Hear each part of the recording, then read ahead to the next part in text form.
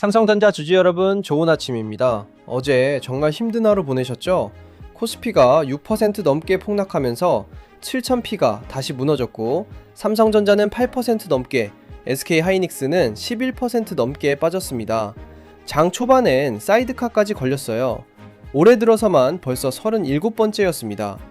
어제 계좌를 보고 밤새 잠 못 이루신 분들 많으실 겁니다. 저도 그 마음 잘 압니다.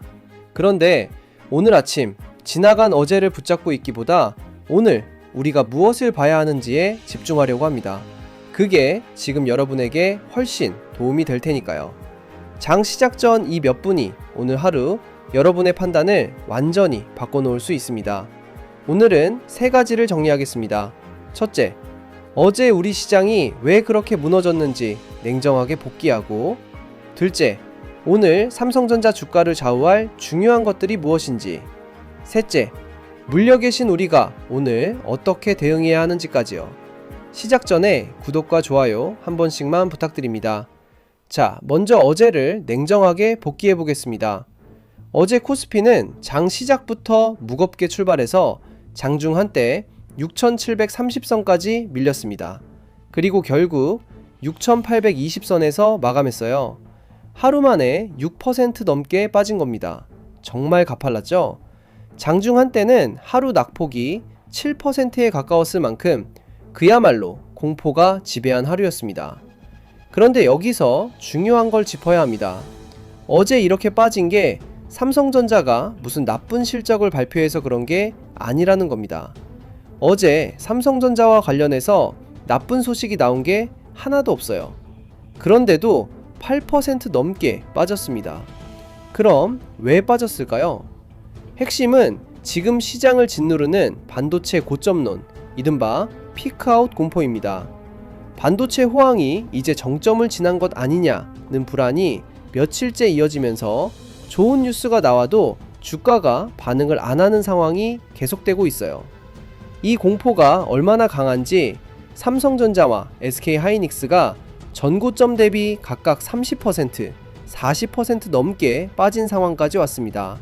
그만큼 시장 심리가 극단으로 치우쳐 있는 겁니다. 여기에 중동 지정학 불안까지 겹쳤습니다. 중동이 흔들리면 유가가 튀고, 유가가 오르면 물가 걱정이 되살아나면서 위험자산인 주식에서 돈이 빠져나가죠. 이 대외 불안이 어제 우리 시장을 더 무겁게 눌렀습니다. 그리고 우리 시장만의 구조적인 문제도 있어요. 지금 코스피에서 삼성전자와 SK하이닉스 이 두 종목이 차지하는 비중이 절반을 넘습니다. 그러니 반도체가 흔들리면 지수 전체가 통째로 출렁이는 구조예요. 어제 우리 시장이 유독 아프게 빠진 이유가 바로 이겁니다. 관련 종목까지 더하면 그 비중이 60%에 육박합니다. 사실상 반도체 두 종목이 코스피 전체를 좌우하는 셈이죠. 좋을 때는 지수를 끌어올리지만 나쁠 때는 이렇게 지수 전체를 끌어내립니다. 자, 그럼 정리해 볼까요? 어제 빠진 이유는 피크아웃 공포, 중동 불안, 그리고 반도체 편중 구조였습니다. 이 셋 중에 삼성전자가 돈을 못 벌어서 라는 이유가 있나요? 없습니다. 어제 흔들린 건 회사가 아니라 시장의 공포였어요. 이게 어제를 복기하며 우리가 가져가야 할 첫 번째 결론입니다. 회사의 펀더멘털이 무너져서 빠진 하락과 공포 때문에 눌린 하락은 완전히 다릅니다. 전자는 시간이 갈수록 나빠지지만 후자는 그 공포가 걷히면 되돌아와요. 어제 하락은 명백히 후자였습니다. 그래서 어제의 하락을 회사가 무너지는 신호로 받아들이면 안 됩니다. 오히려 공포가 과도하게 반영된 국면일 수 있다는 뜻이니까요. 자, 그럼 이제 오늘로 넘어가겠습니다. 어제 그렇게 빠졌으니 오늘 삼성전자 주가는 어떻게 될까요? 그리고 우리는 무엇을 봐야 할까요? 오늘 주가를 좌우할 중요한 것들을 하나씩 짚어드리겠습니다. 첫 번째로 봐야 할 건 수급, 그러니까 누가 사고 파느냐입니다. 어제처럼 급락한 다음 날은 특히 이게 중요해요. 어제 장중에도 그랬듯이 최근 우리 시장은 개장 초반 공포에 밀려 급락했다가 외국인과 기관이 저가 매수로 들어오면서 낙폭을 줄이는 흐름이 반복되고 있습니다. 그러니 오늘 개장 후 외국인과 기관이 삼성전자를 사는지 파는지를 꼭 보세요. 만약 어제 같은 급락 뒤에 이들이 순매수로 들어온다면 그건 이 가격대를 싸다고 보는 세력이 있다는 신호입니다. 반대로 계속 판다면 조금 더 신중하게 봐야 하고요. 이건 어제 하루의 숫자만 볼 게 아니라 며칠에 걸쳐 방향이 어떻게 잡히는지를 봐야 합니다. 하루는 우연일 수 있지만 사흘 연속 순매수라면 그건 분명한 신호거든요. 두 번째로 봐야 할 건 대차 잔고와 공매도입니다. 지금 삼성전자와 SK하이닉스에 빌려간 주식이 상당히 쌓여 있는데요. 이게 줄어드는지를 보세요. 대차 잔고가 줄어든다는 건 빌린 주식을 갚는다는 뜻이고 갚으려면 주식을 사야 합니다. 즉 오히려 상승 압력이 될 수 있어요. 세 번째로 봐야 할 건 환율입니다. 원달러 환율이 오늘 오르는지 안정되는지를 보세요. 환율이 높으면 외국인이 우리 주식을 팔고 나갈 유인이 커지고 반대로 안정되면 외국인 매수가 돌아올 여건이 만들어집니다. 어제 같은 급락 뒤에는 이 환율의 방향이 특히 중요해요. 특히 환율은 외국인 수급의 방향을 미리 알려주는 가장 확실한 힌트 중 하나이니 개장 전에 꼭 한번 확인하고 시작하세요. 네 번째로 봐야 할 건 개장 직후 30분의 흐름입니다. 어제처럼 크게 빠진 다음 날은 개장 초반에 밤사이 쌓인 불안이 한꺼번에 터져나오는 경우가 많습니다. 이 30분이 가장 감정적이고 변동성이 커요. 그러니 개장하자마자 성급하게 판단하지 마시고 시장이 방향을 잡는 걸 지켜보시는 게 좋습니다. 자, 이렇게 오늘 봐야 할 4가지를 짚어드렸는데요. 여기서 정말 중요한 게 있습니다.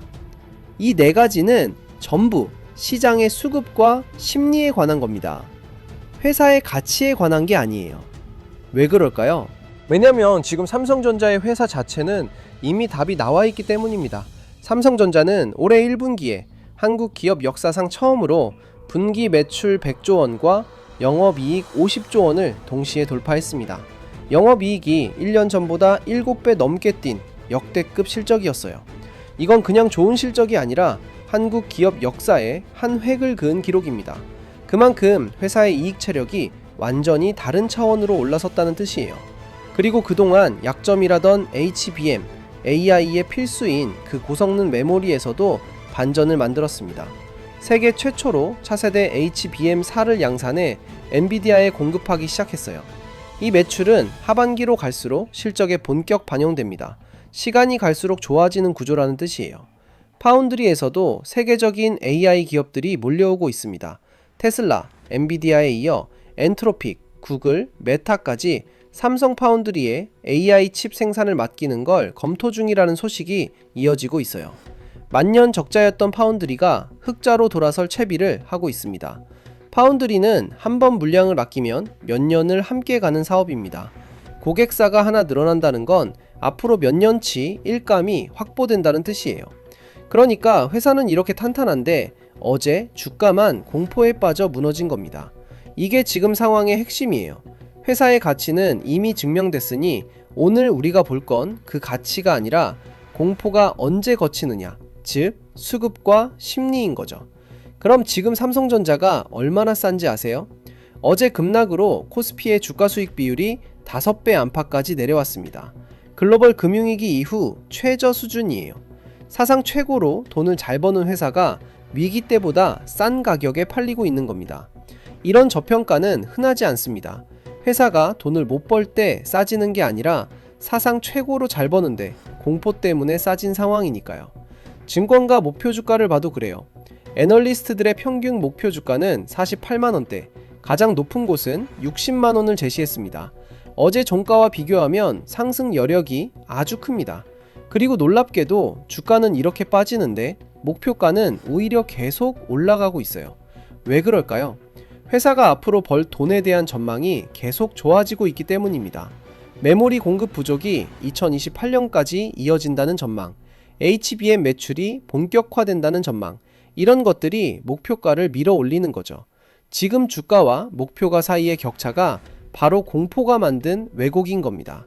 다시 말해 지금 주가는 회사의 실력이 아니라 시장의 공포가 매긴 가격이라는 겁니다.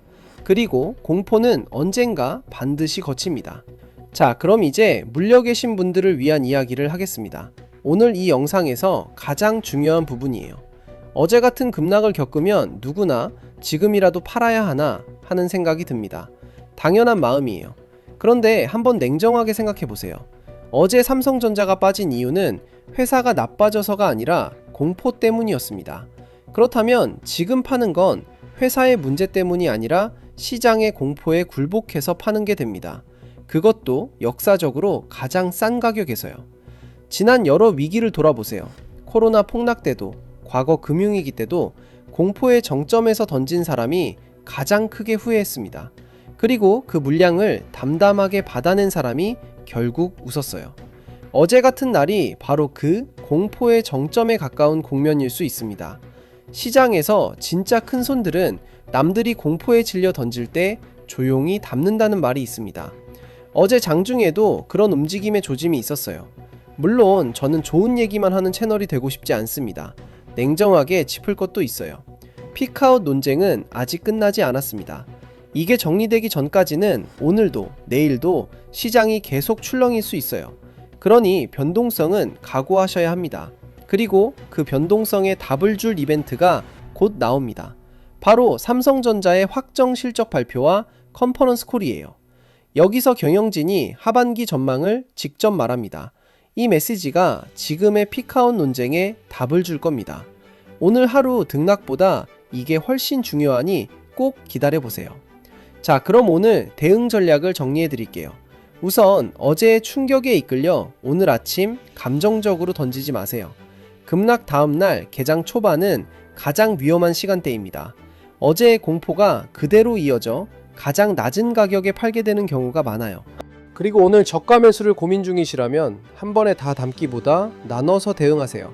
아직 변동성이 큰 구간이라 오늘 사고 내일 또 기회가 올 수도 있습니다. 분할로 접근하면 어떤 상황에도 유연하게 대처할 수 있어요. 조급하게 한 번에 결정하면 예상이 빗나갔을 때 대응할 방법이 없어집니다. 나눠서 접근하는 게 심리적으로도 훨씬 편하네요.